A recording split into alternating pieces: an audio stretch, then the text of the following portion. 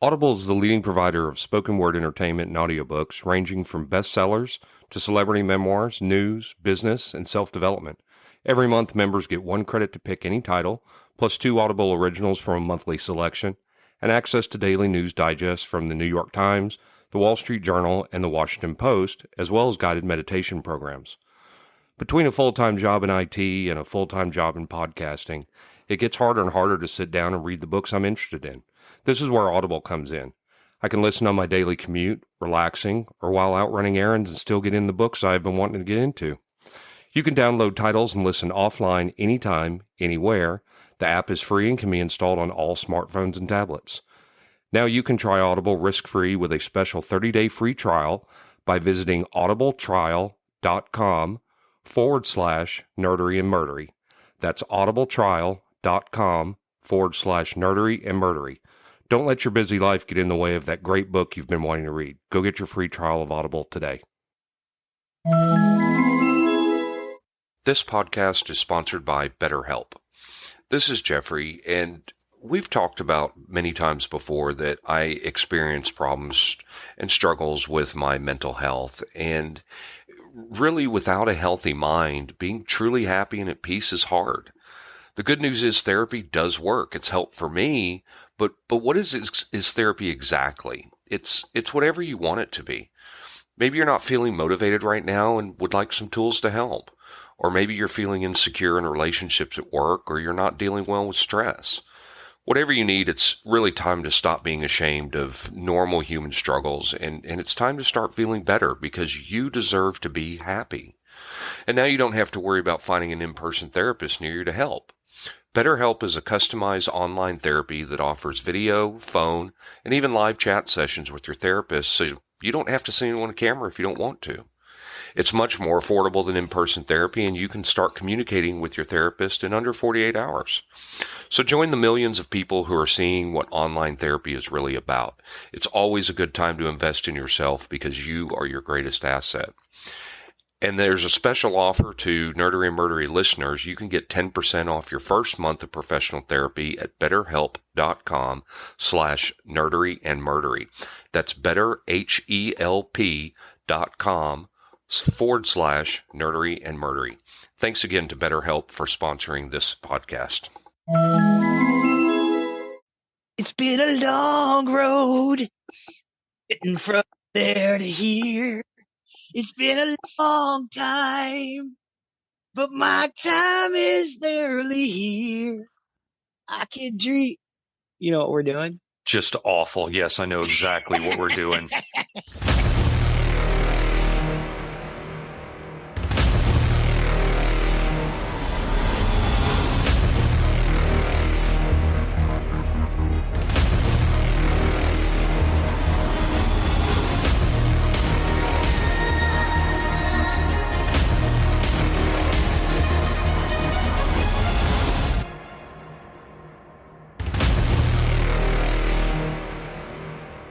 Welcome to episode 93 of Nerdery and Murdery. Big 93. I'm Zig with your nerdery. And I'm Geoffrey with your murdery. And here's what I know about the subject you're going to cover today. I hate it. And it's bullshit. You hate it and it's bullshit. Those are the two things that I know about what you're covering today. So Zig, I will let you take over on the nerdery side of the house. Today we are talking about Star Trek Enterprise. Again, I hate it, and it's bullshit. I actually like this series. The acting's good. The special effects are good. The scripts were, for the most part, good. My only problem with the series is that two things. First, it couldn't decide what it wanted to be. Mm-hmm. For one. Given that, I thought it was a pretty decent series. And secondly, the theme song was terrible. And thirdly, it took canon and wadded it up in a giant ball and threw it in the trash. It didn't necessarily wad canon up and throw it in the trash. It took they took a few liberties. Let's just say they took a few liberties. More than a few. They did meet some Romulan ships, but they never actually met the Romulans face to face that they knew of. One of them was a Vulcan. They didn't realize he was actually a Romulan agent. And what they were gonna do in like the 5th season, and it only got 4 seasons. What they were gonna do in the 5th seasons was actually show the Romulan alliance war, because they weren't quite the Federation yet, and it was going to be the lead up to the signing of the Federation Charter.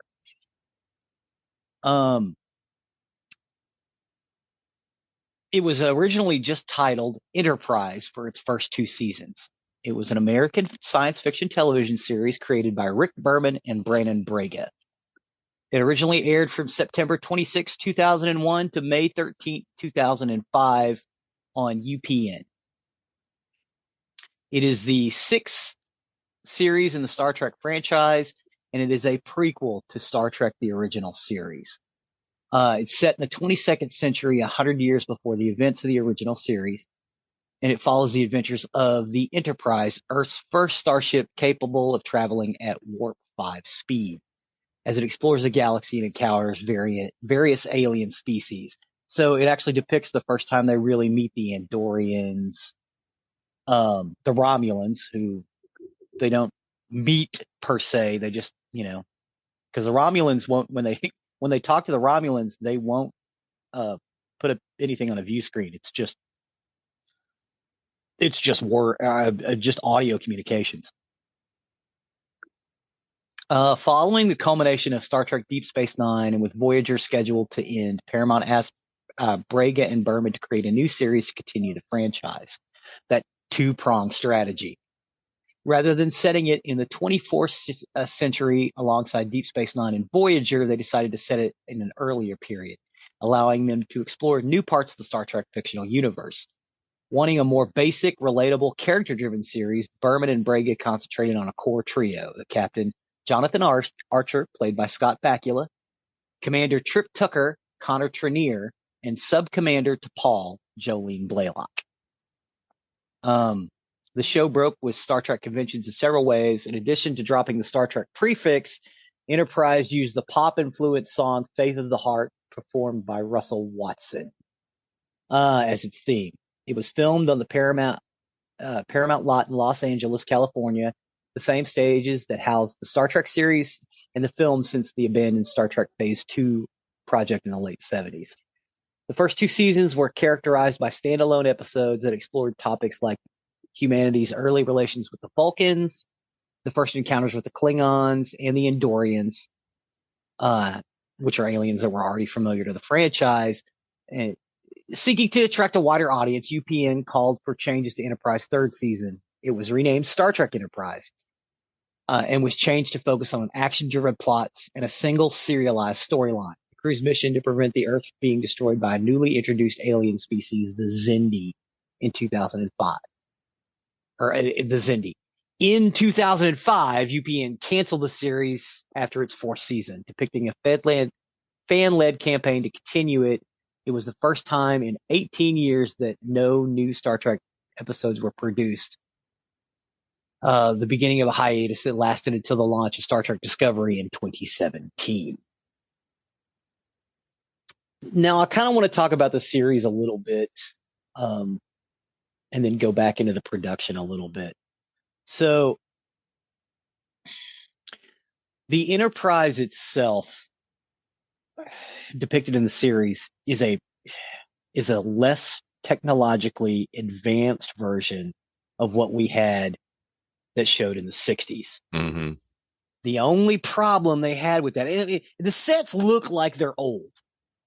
You know what I mean? It looks very utilitarian. It looks like it's 100 years before the original series. However, some of the technology that they use would be anachronistic. Mm-hmm. Like, the technology is a little too advanced for the original series. And granted, they were also making it 40 years after the original series was made. Well, not quite 40, 38, something like that. Which again, that's also one of the problems I had with it. The layout of the bridge is wrong, but that kind of makes sense because they were still, it was an earlier time where they were still trying to figure out how the things worked. And and in the first season you get a lot of you run into a lot of things where they haven't really figured out how being out in the stars is, how to behave, how to respond. It's the first time they come across ideas of the Prime Directive, which they didn't have a name for yet, and how to deal with less advanced species and things like that. How to deal with aggressive species because they're out there. Not only that, Romulus, or the Romulan Star Empire, was actively trying to keep people in the Alpha Quadrant, or peoples in the Alpha Quadrant, at each other's throats. They had a man inside it on Vulcan that nobody knew about. They were trying to foment a war between the Andorians and the Vulcans, who kind of had some problems over the last 100 years or so, and amongst the Tellarites and the Andorians and the Vulcans, and ultimately the humans. So I think the idea behind it was a good idea. The problem is, as I said earlier, a Paramount or UPN was like, "Hey, this show is just not, it's not picking up enough people. It's not interesting enough to fans." But I think what they failed to realize is fans know these stories. They know how they met the Klingons the first time. Right. Yeah, it wasn't. It was about that same time period, but they met the Klingons because a group of people were fleeing them, and the Federation helped the people and ended up getting involved in a scrap with the Klingons, which caused the war, which I think they were eventually going to get to. That was the idea. They were going to get involved with the Klingons and also with the Romulans. But they basically fleshed that idea out. They just did it in a different way. It kind of went down not the way we were told it was supposed to go down. Because we had the Star Trek canon for years and years and years, and most of it was in novels or in technical manuals or books on history. I think if Brandon Braga had have delved a little more deeply into that, it would have been a little easier. But Brandon Braga has always been at contention with the fans since the beginning. He's not into paying lip service to the fans. Brandon Braga, in my opinion, is kind of an a-hole. There's several interviews with him from Trekkies where he's just complaining about the fan mail that he gets. It's like, dude, these are the guys writing your paycheck. And it's not that Brandon Braga is a bad writer. I don't think he is. I don't necessarily think he's necessarily a bad person either. I just don't think he understands what he had. Now he may now, because he's been brought back to do some other things. Like he was very influential in how they did the Orville, which is an homage to Star Trek. That series. So I don't know. I mean, I know it annoyed you because some of that information was not dealt with correctly. What is it that you just stood out to you? Well, the alien species that they met too early. Okay. Places they went to, because I believe they went to the Klingon homeworld. Yes. During the series, which they didn't do till much, much later. No, they did not. And it just bothered me that they were kind of taking canon and playing loosey goosey with it, Yeah. and throwing it out. And so I just think I think it screwed with the timeline quite a bit. Yeah. Because they went to Kronos in the first episode. Well, the Yeah, second yeah, episode, the yeah, pilot. Yeah. And they shouldn't have gone to Kronos. If they'd have gone to another Klingon uh, outpost or something, that probably would have been a little bit more palatable. yes, Yeah, yes. I agree. But again, them dealing with the Klingons and having a point of contention with the Klingons, it makes sense. I'm kind of with you there. That was bothersome because Kronos is in the beta quadrant, which granted, the way we measure out quadrants is based on Earth. Mm-hmm. Earth is not in the alpha quadrant. It's on the line between the alpha and the beta. But Kronos is very far away. And at warp 5, it would take them months to get there. Not, how long did they say? Like 9 days? It would have been way longer than 9 days. Right. I don't think I have the numbers on how long it would have taken. That was in my notes, but I that was a part that bothered me as well. But I have to say, having said all that, the stories were fairly compelling because it really dealt with the first time, the humans thought, hey, we're ready. We've been piddling around at warp 1 for the last 80, 90 years.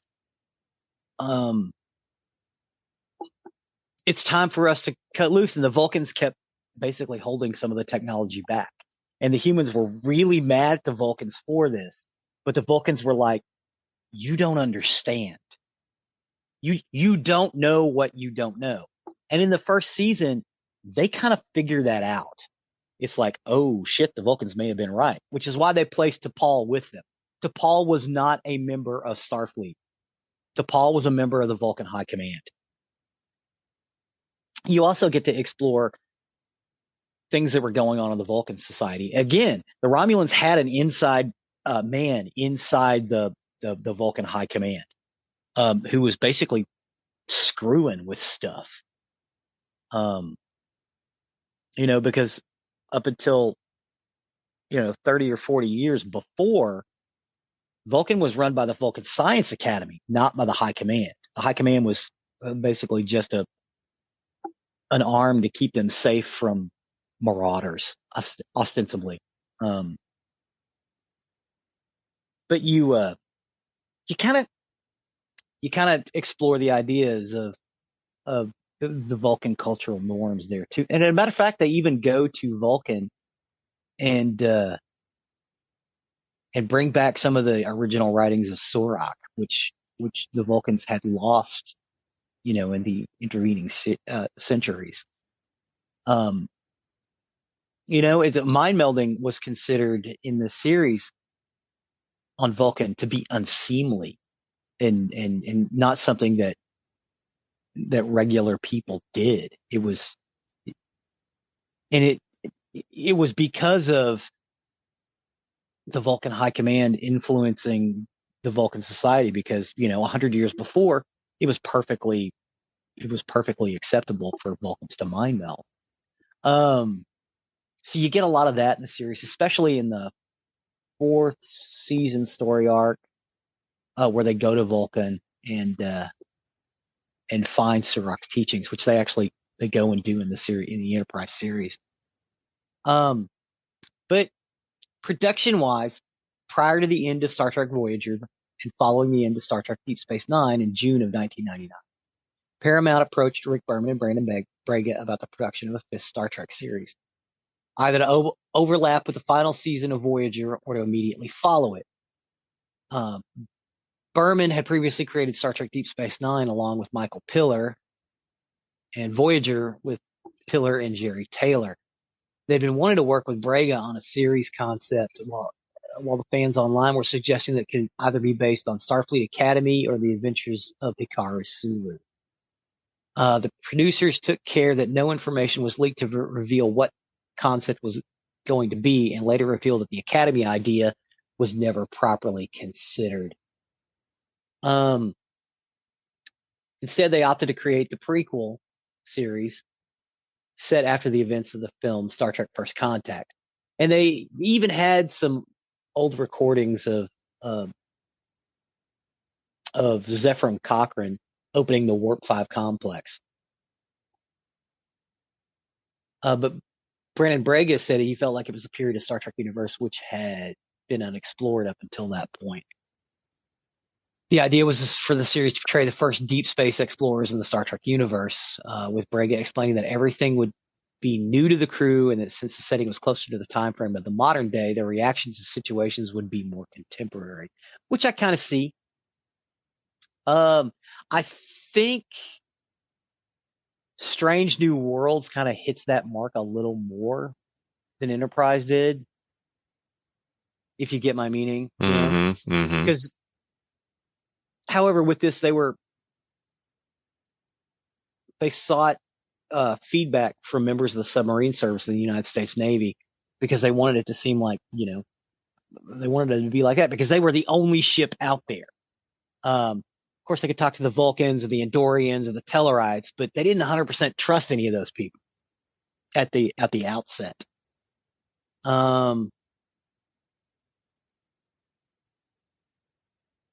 Most people had assumed that the series would take people further into the future. And the initial idea was for the first season to be almost entirely set on Earth as the Enterprise was rushed to completion to respond to the first contact with the Klingons. So the original idea was that they were going to go fight the Klingons, Mm-hmm. which is what we kind of wanted, you know. This idea was rejected by the studio, and the story elements were instead restricted to the pilot Broken Bow. They did want to make Enterprise a little more character driven, a little less like Next Generation, and Voyager, but a little more like Deep Space Nine. And it was intended to leak the series directly into the original series by having T'Pau, because T'Pau is in Enterprise in that Vulcan story arc.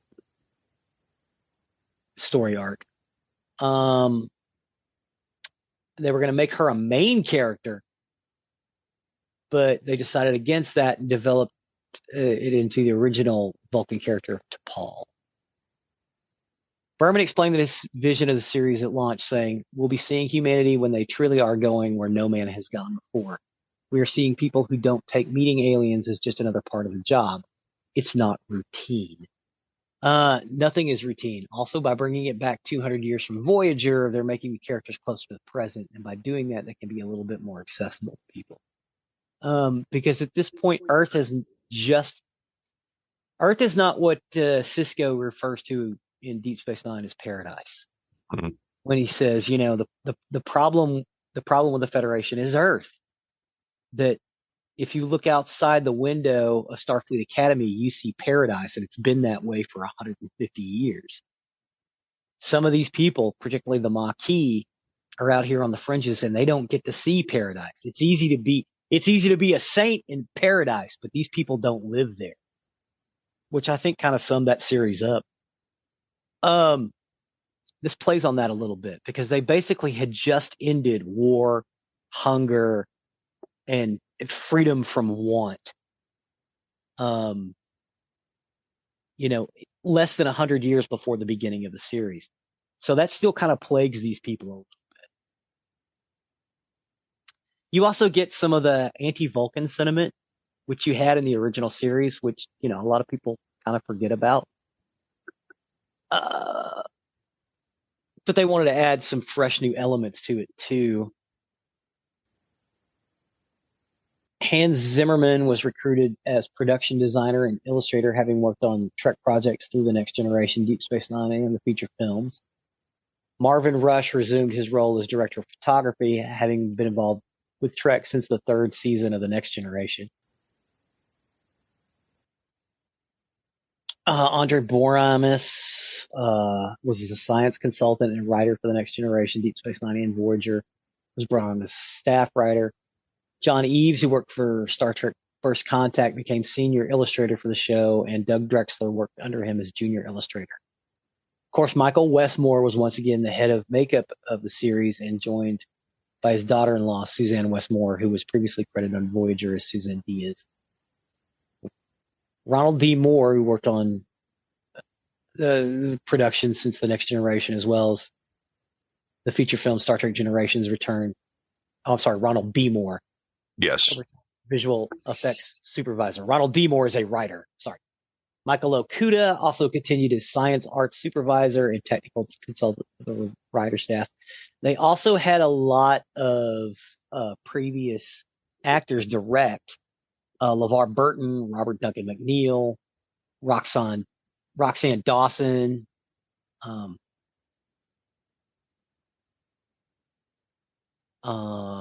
After the first season, most of the series writers were fired by Brega, except for Chris Black, who was promoted to co-executive producer for the second season. And former X-Files and Lone Gunman writer John Shiban joined the writing team and was also named co-executive producer. Yeah, I think maybe that was a mistake, because I want to say that, now granted, except for the issues that we set aside about the Klingons, which you and I both agree on, was presented wrongly. Yep. That first season really feels like a group of people going out into the vastness of space for the first time and basically being out there by themselves. The second season feels a little less like that. And of course, the third season is where they have the big Xindi War story arc, where they basically go to war with the Xindi, trying to keep them from obliterating Earth. So I think maybe that might have been an issue as well.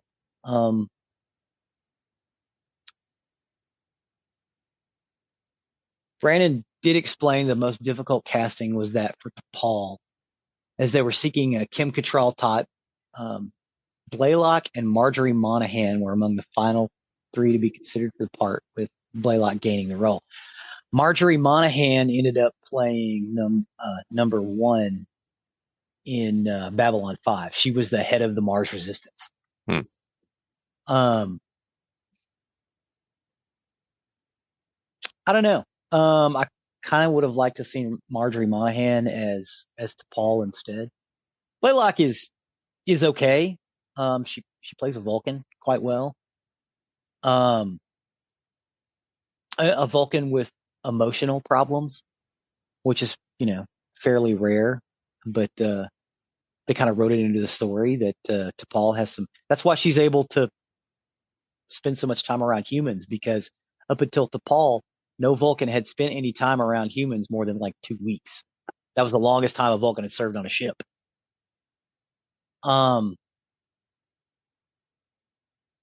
Now, Blaylock's agents rejected requests for her to attend auditions early in the casting process.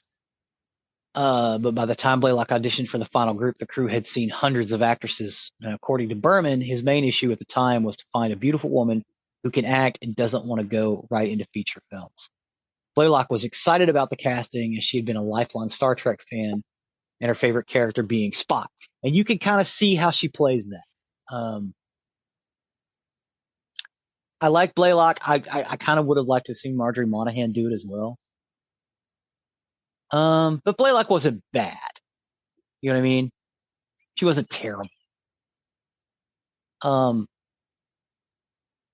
Now, the franchise was known for typically using orchestrated themes, but Berman said that the theme tune would be more contemporary.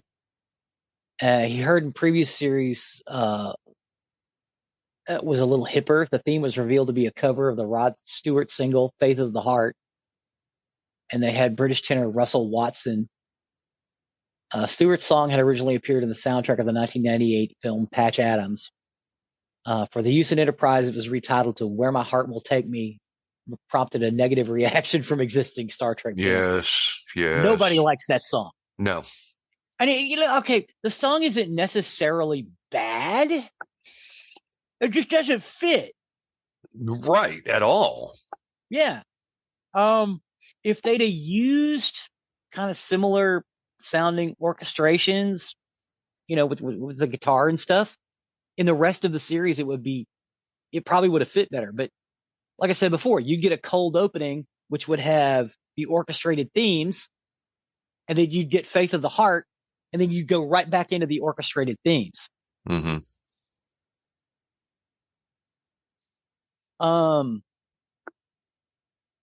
So it's jarring. Now granted, I usually skip past the orchestrated themes when I'm watching them, in sequence when I'm trying to binge on Star Trek a little bit, which I often do, like with Deep Space Nine, and in some cases Voyager. I have been watching a lot more Voyager. I'll usually skip past the opening theme just to kind of I've heard this. I'm gonna click past it and get to the action.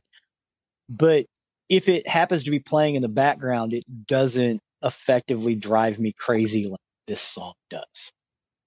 This song drives me nuts. Right. And again, I don't think it's necessarily a bad song. It just doesn't fit. Brega did say that some people found the song uplifting because it's an uplifting tune. But for a temp track, when he was first testing it out, he used U2's song Beautiful Day. What if they'd have used that instead? I don't think a pop song fit at all. You think so? They should just go with if they're going to use orchestrated music, just go with orchestrated music all the way through. Yes. Yeah. Again, because that's my biggest problem with that song. That and the fact that it's entirely too overproduced. Mm-hmm. Is that it's jarring because it takes you out of the action. Yes. It shouldn't. It takes you out of the universe. Yeah. It really shouldn't. John Eves created a drawing of a number of real-world and Star Trek vessels leaving Earth, which was subsequently turned into a poster by Dan Madsen at the Star Trek Communicator magazine. Eves gave copies of this poster to Brega and Berman, with Berman suggesting the possibility that this could be a good concept for an opening sequence. And the opening sequence is great because you see a ship, a sailing ship, and then you see them going out into space, and you see the Phoenix, and then you see the NX-01 Enterprise banking and going out past the moon base and hitting warp. I think the actual sequence itself is fine. Mm-hmm. Because they end up incorporating some of those ideas later on with some of the newer series. Their openings are kind of similar to that, where you'll have like a drawing that morphs into something else. A lot of their Picard does that. Yeah. Strange New Worlds does that a little bit. Discovery definitely does it. The title sequence itself is fine. However, in the 2-part episode In a Mirror Darkly, they use a different opening sequence than the remainder of the series, reflecting themes of war and conquest in the mirror universe.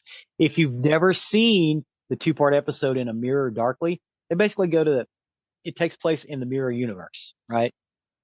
There's no action from our universe at all, except that they have captured a ship.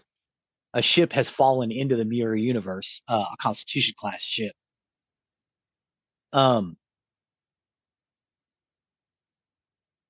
So they're around that, but it all takes place in the mirror universe. It doesn't take place in our universe at all. And the opening title sequence is different when Zephram Cochrane meets the Vulcans.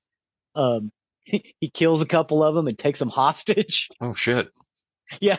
And it shows them with how they're beating up the Klingons, beating up the Romulans, but the orchestration is more of an orchestrated theme. It's kind of a march, kind of a military theme, but it actually fits better to Star Trek. So you get that opening without that goofy song, and it kind of plays better. But yeah, that A Mirror Darkly is actually a 2-parter, and it's fun. It's a lot of fun. The series was considered for cancellation at the end of its 2nd season. Paramount executives instead requested a number of changes to renew it following a letter writing campaign from fans. So the fans saved the series again, just like they did with the original series. These included a change of the name to Star Trek Enterprise early in the third season, which I don't know why they didn't do that in the first place. New action-oriented plot, which resulted in the development of the Xindi storyline. This was a major turnover of staff at Paramount in June of 2004, and Jonathan Dolgen, the head of entertainment at parent company Viacom, quitting following the departure of Viacom's president, Mel Karmazin. Dolgen was described by Bakula as being this huge Star Trek guy at Paramount, and his departure was followed by several other staff members leaving. Fans resigned to cancellation at the end of the third season, but were surprised when the series was renewed, due in part to a reduction in the fees Paramount was charging UPN per episode. However, Enterprise was moved to a slot on Friday evenings, the same night at which the original series was broadcast during its own third season before it was canceled. On February 3rd, 2005, it was announced that Enterprise had been canceled. This news was passed to the cast and crew during the sixth day of production of In a Mirror Darkly.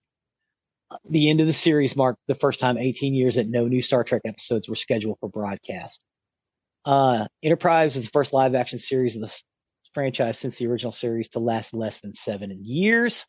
And Brega said at a talk to students in Los Angeles shortly after the news of the cancellation was released, after 18 straight years on air and 750-some episodes, the current run of Star Trek is over, which is a good thing. It needs a rest.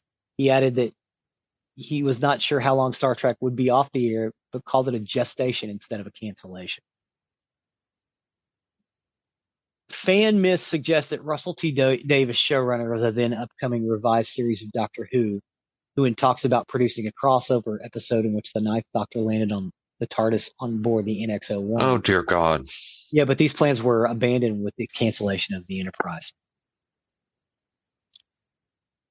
This was based on a misunderstanding of the quote that we reported to have been discussing a crossover was a reference to Davies talking to the Doctor Who production team about his desire to write a crossover. But there had been no discussion between BBC and the Paramount. Russell T. Davies is just like, wouldn't it be cool if... No. Start writing it up, and then they cancel the Enterprise. This cancellation brought protests by fans of Paramount Pictures around the world and online. A TrekUnited.com website was set up to raise funds for a fifth season, but failed to do so and refunded the donations after the unsuccessful campaign. $32 million was raised. In 2013, the possibility of a fifth season was still being discussed, with Brega suggesting that fans could prompt Netflix to produce it and by watching the existing 4 seasons of the service. This resulted in a Facebook campaign to promote a fifth season. But despite the cancellation, Paramount remained optimistic. Studio head David Stapp looked forward to new chapters of this enduring franchise in the future. Berman and screenwriter Eric Jenderson developed a concept of a new film taking place after Enterprise, but before the 1960s television show. Meanwhile, Paramount asked Robert Orci for ideas to revive the franchise, resulting in the production of the reboot film set in the alternate timeline, the J.J. Abrams timeline. Mm-hmm. J.J. Abrams track. Yes. But at the time of the cancellation, Manny Cotto had hoped for renewal and already started to make plans for the fifth season. These included the excitation that the show would begin to cover the buildup to the Romulan War. So, which is what they wanted to do originally. And as well as continue the link to the original series with references to things such as Cloud City of Stratos. And another feature Cotto planned was to have a miniseries within a series with 4 or 5 episodes to follow up events from the Mirror Universe episode in A Mirror Darkly. The producers also intended to bring Geoffrey Combs onto the series as a regular, excuse me, Bless you. by placing his recurring Andorian character Shran on the bridge of the Enterprise in an advisory capacity. Bless you again. Thank you. Sorry about that. They also wanted to return Larry Niven's Kzinti, which they'd shown in the Star Trek animated series. Mm-hmm. Which we've talked about. Yes. But I want to talk about a couple of a couple of ideas that they did toy about with that I thought were really good. Um, Broken Bow is the 2-part series premiere of the science fiction television series Enterprise, later named Star Trek Enterprise. It did win a 2002 Emmy Award for Outstanding Special Visual Effects for a series and was also nominated for sound editing and makeup. It basically takes place 9 decades since Zefram Cochrane produced humans' first warp flight, and Earth finally launches its first starship of exploration, the Enterprise NX-01. Commanded by Captain Jonathan Archer, against the objections of the Vulcans, it departs on an urgent mission to return an injured Klingon to Kronos, the Klingon homeworld, becomes in a conflict with the Suliban. The Suliban were a bad idea. Them doing a time war in the series that takes place before the first series was a stupid idea. I'm going to give you that. It's just they kind of stopped using them after a while because everybody realized it was a stupid idea. Once they finally got that whole time war thing straightened out in the second season, they didn't go back. They went back a little later on, just to kind of wrap the story up more than anything else. But yeah, the Suliban kind of disappeared.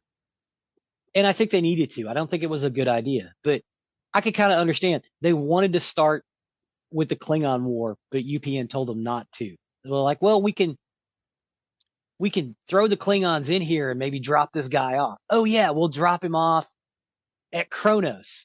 Okay. And at no point did anybody in the writer's room go, that's not right.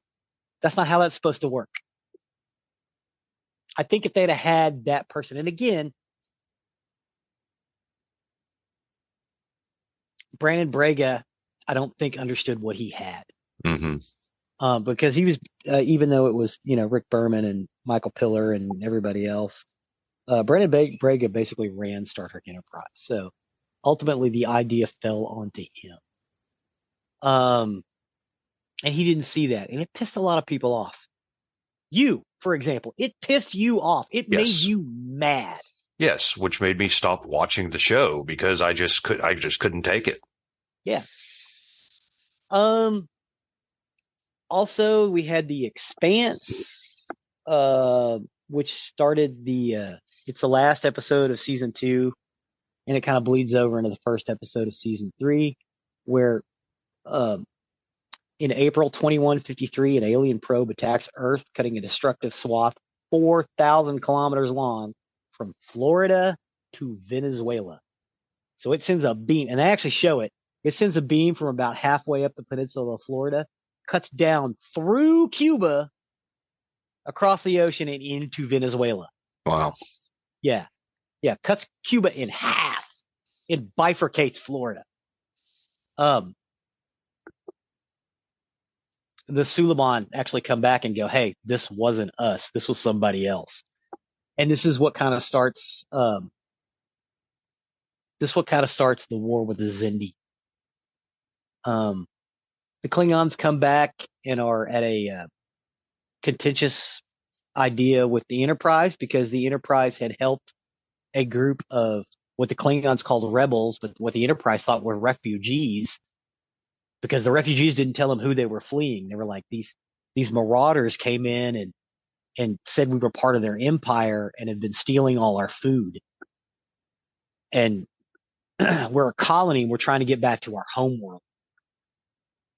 And this is the first time you meet the family of Duras, which play pretty heavily in Star Trek The Next Generation. And it puts just Archer, in contention with the Klingon Empire. They come back later on and try to capture him, which they had done in the second season a little bit. But all of this is going on. There's this stuff going on in this place called the Delphic Expanse, which is an expanse of unusual space, which it turns out you find out that these people called the Sphere Builders, who are from a different universe entirely, are trying to reform space so they can survive in this area. And this is the first time they meet the Xindi. The Xindi were an interesting idea. The Xindi were 5 different species. I think originally 6. But one of the species got killed when they destroyed their planet. 5 different intelligent species that exist on the same planet, which I thought was a brilliant idea.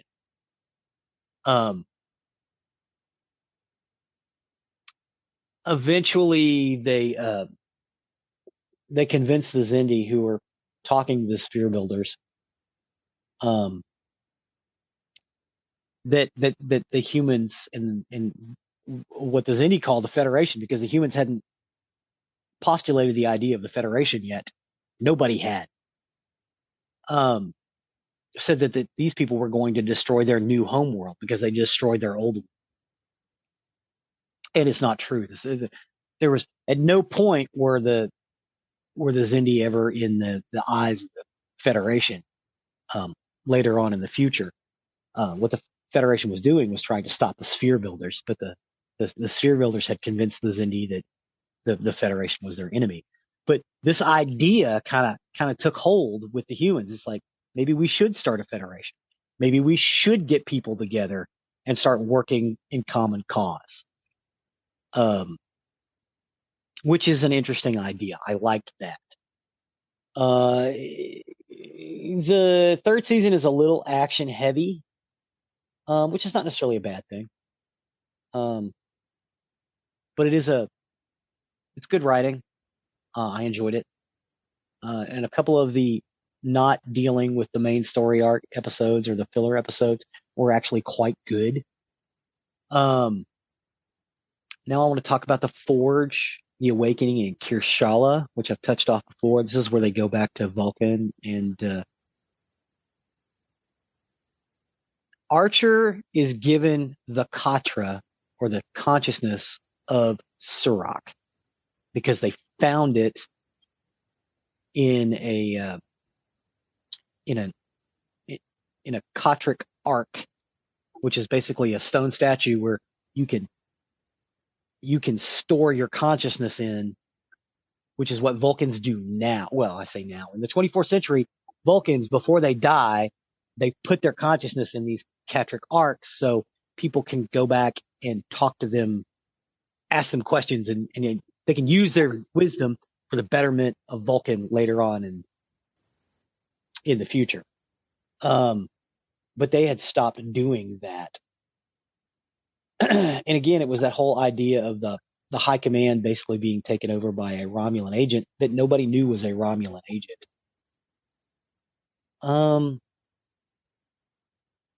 It's just kind of beautiful. That story arc, it's the Forge, Awakening, and Kirshara. Sorry. You get a lot of Vulcan things in it. You get to see, you get to talk to Surak basically because he's in Archer's head and Archer has conversations with him.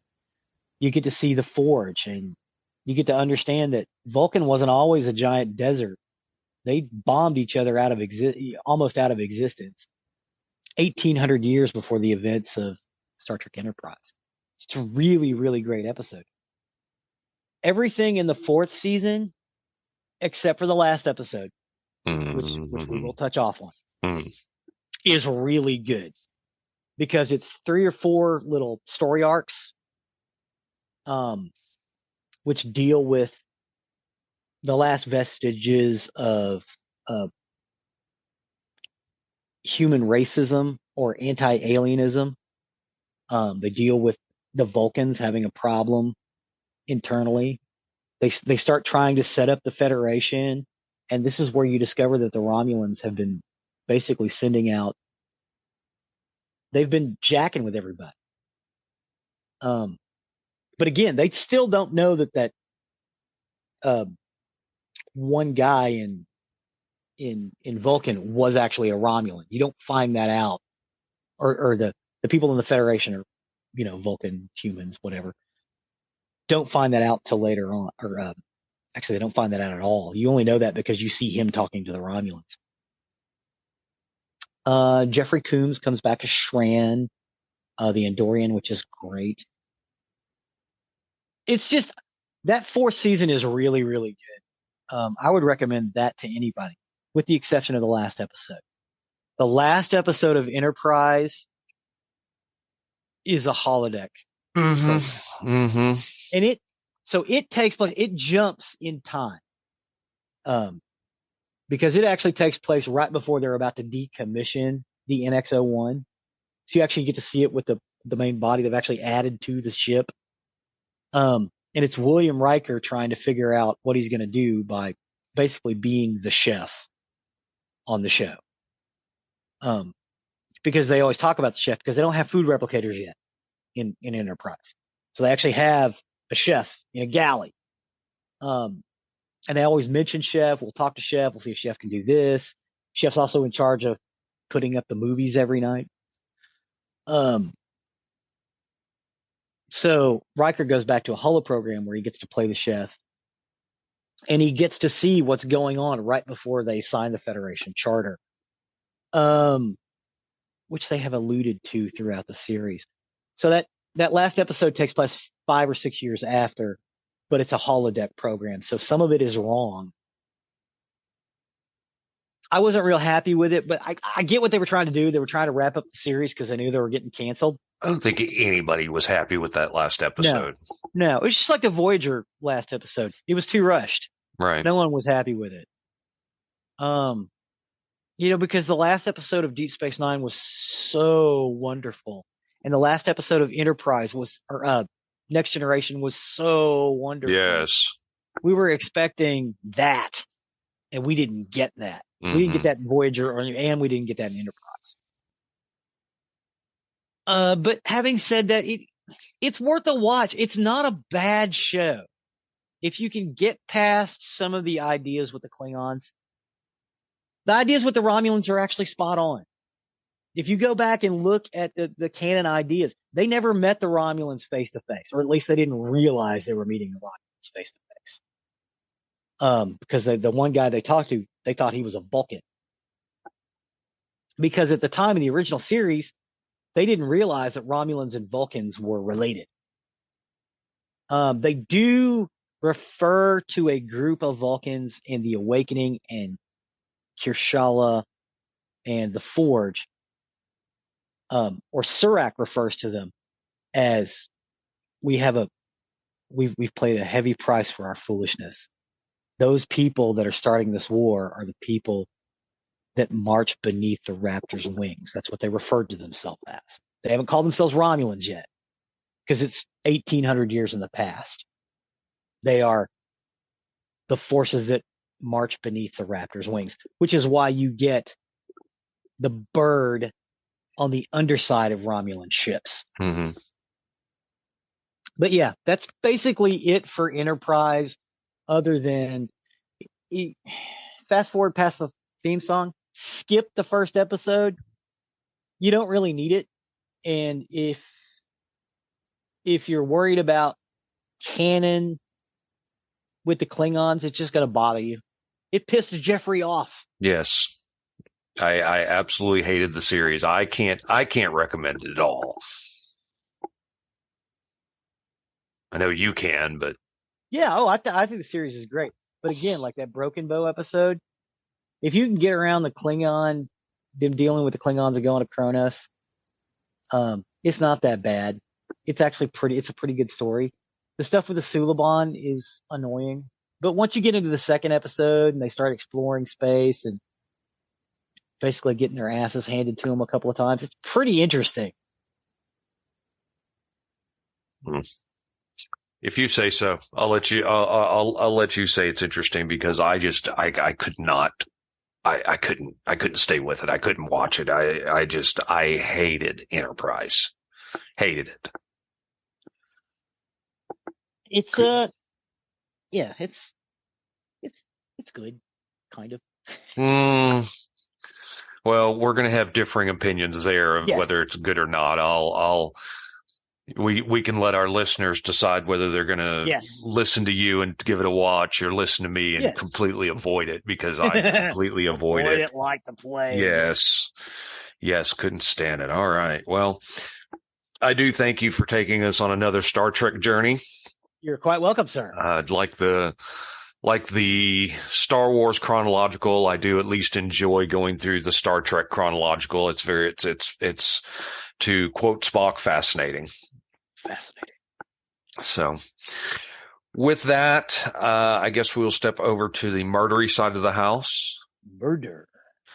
For today, I got my information off Wikipedia, FDL Reporter, NBC 15, and Medium, and this is the murder of Lisa Ann French. Lisa Ann French. So Lisa Ann French was a 9-year-old girl from Fond du Lac, Wisconsin, who was brutally murdered and sexually assaulted by her neighbor, Gerald Miles Turner Jr., later named the Halloween Killer, on Halloween night 1973 while she was trick-or-treating alone. Maybe I should have saved this one for Halloween. Wow. This guy's awful. Yes. So Lisa Ann was out trick-or-treating alone near her home on her way to a neighborhood Halloween party, and Turner lured her into his home before sexually assaulting and killing her, then concealing her corpse in a garbage bag and later discarding her body in a farm field in the town of Taycheedah, Wisconsin. I hope I pronounced that correctly for any of our Wisconsin listeners out there. I'm sure it'll be fine. They're Midwestern. Yeah. They're pretty forgiving people. Turner confessed to the murder 9 months later and was originally sentenced to 38 years and 6 months for his crimes. He was mandatorily released on parole in 92 and in 1998, but sent back to prison in 2013 for 15 years and 6 months for violating his parole. The murder sent shockwaves through the local community of Fond du Lac and the state of Wisconsin, causing more stringent daylight trick-or-treating hours in Wisconsin communities and inspiring the creation of Wisconsin Chapter 980, enacted in 1984 and nicknamed Turner's Law, which allows criminals who have been released from their prison sentences to be detained in mental institutions if they are deemed sexually violent persons and dangerous to the public. Wow. Yep. So this is another one that ruined Halloween for some people. Rat bastard. Yep. So Lisa Ann French was born on June 2nd, 1964 in Oshkosh, Wisconsin, to parents Alan French and Mary Ann Gehrig. French attended Shagwin Elementary School and was a fourth grade student there, and she was also a member of the Girl Scouts. She lived at 192 Amory Street in Fond du Lac, Wisconsin, with her mother, stepfather, Bruce DePauw, and newborn half-brother just a half block away from where Turner lived. At the time of French's death, Turner lived with his then girlfriend Arlene Penn and their infant child at 152 Rose Avenue. French and Turner knew each other favorably before the incident. French would often spend time with Turner and Penn's infant, who would have regular conversations with Turner. Turner had also previously shared a rented side of a duplex with the French family. Prior to the murder, Turner had not been convicted of any major sex offenses, but Turner had previously sexually molested a 15-year-old babysitter, but was never accused before the murder of French. Lisa Ann left her home around 5:45 p.m. dressed as a hobo, wearing a black felt hat, a green parka, jeans with blue masking tape, and dotted freckles on her cheeks. French originally intended to be accompanied by her friend Ann Parker on her way to an outdoor Halloween party at Pumpkin Place on the East Bank Street. Parker, however, had been grounded, so she had to stay home, leaving French to trick-or-treat by herself. And it was reported that French stopped for candy at a classmate's house and the house of one of her teachers, Karen Bucknecht, before she made her way to Turner's residence with the hopes of receiving more candy. According to Turner's confession, French rang his doorbell and said trick or treat and walked through his open doorway with her candy bag open as Turner came to the door. Turner and French began to talk about candy, and at some point during their encounter, Turner lured French into his bedroom where he sexually assaulted and murdered her. Turner said that after the sexual assault, French wasn't breathing. He attempted to revive her, but was interrupted when Arlene Penn arrived home. Penn, who had been at the party French was supposed to attend, said she arrived around 7 p.m. Turner was wearing his bathrobe and claimed multiple times that he was sick. Penn said that Turner made several trips to the bedroom to lie down. And in Turner's confession, he said that French's body was at that time in the adjacent bathroom. After Penn left the residence at her around 8 p.m. to visit her mother, Turner stuffed French's body and clothes into separate bags and drove her body to Taycheedah, Wisconsin, where he discarded her corpse in a farm field off McCabe Road. In an effort to avoid leaving evidence of fingerprints on French's body or on the crime scene, Turner wore socks on his hands when moving the body, and he also wiped down French's shoes in the zipper of her parka. French's mother, Mary Ann, started to grow worried about French's whereabouts when she didn't return home by their 7 p.m. curfew, and by 10 p.m. a search party had formed and begun looking for the young girl. After a 4-day county-wide extensive search for the missing girl, which included over 5,000 volunteers, 700 block parents, auxiliary officers, the United States National Guard, and some of her fellow Girl Scouts, a farmer named Gerald Braun was returning home in his tractor in Taycheedah on November 3rd, 1973 at 11:30 a.m. when he discovered 2 plastic brown bags behind a barbed wire fence near a forest on McCabe Road. One of them contained French's naked corpse and the other contained her clothing from her Halloween costume. God. An autopsy performed on French's body had revealed that French had died from asphyxiation through a pathologist, though a pathologist had also stated she had died from a circulatory shock from the sexual trauma she had endured. French's funeral was held on November 6, 1973 at Emmanuel Trinity Lutheran Church in Fond du Lac. And on November 8, 1973, the Chamber of Commerce had posted a $10,000 reward for the capture of Lisa Ann's killer. Turner was made a suspect early in the investigation by Fond du Lac law enforcement, but it took 9 months of questioning and testing until Turner had confessed 9 months later on August 8, 1974, to the rape and murder of French, to which he would later deny. During the 9 months of scrutiny from police, he was brought in by law enforcement to perform a polygraph exam, which the results of the exam came back inconclusive, and Turner denied to perform a second exam.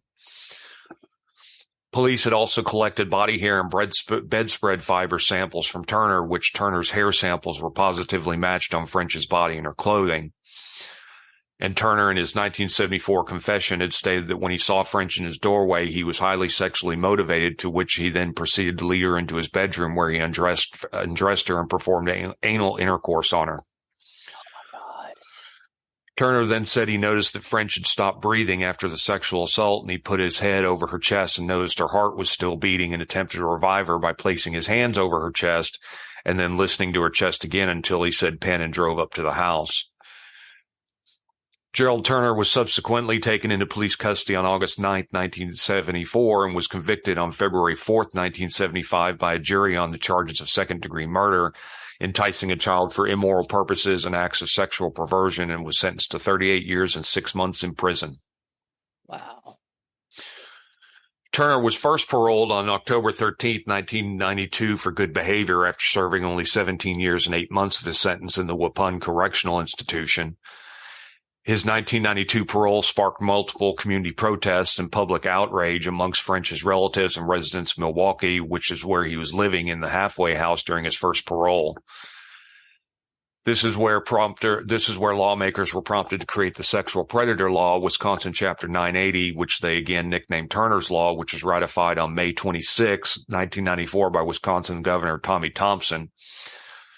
This allowed criminals who had been paroled or released from their prison sentences to be detained in mental institutions if they are deemed to have substantial probability of committing another crime. Turner was sent back to prison on November 23, 1993, after a Department of Corrections appeal ruled that they had miscalculated his mandatory parole reads for his good behavior. On January 29, 1998, after a 4-day trial, a jury on Turner's parole hearing ruled that Turner was not a violent sexual predator, meaning he could not be held at a treatment center under Turner's law and could begin his mandatory second parole that year. In July of 1998, a judge ruled that an unsuccessful attempt to revoke his parole after a June incident in which Turner had shouted and waved a butcher knife at a caseworker while at his halfway home, although a psychiatrist ruled him still to be a dangerous individual. Turner had filed a complaint on the Waste Management of Madison for the company refusing to hire him due to his criminal record. Turner and the company reached an undisclosed settlement where they were required to hire Turner due to a former Wisconsin law not allowing companies to consider criminal convictions when hiring former felons unless the crime is substantially related to the applying job, which the waste management company argued that he could be hired since they had 15 tours with children during the previous school year and that he would have had access to dangerous materials and chemicals.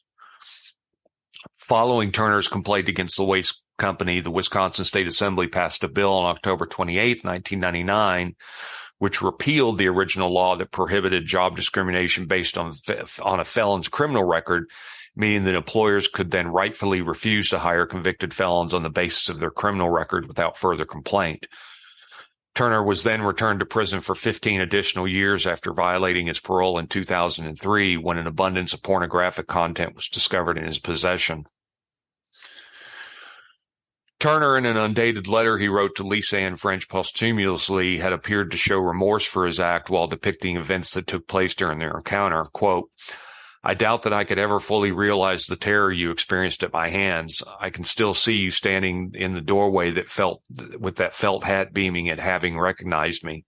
Then I see the delight in your eyes turn to fear as I close the door behind you. The rest of my life, I will have to live with what I did to you. On that night, I became a monster. I do swear to you on the forfeiture of my life, I will never harm another child."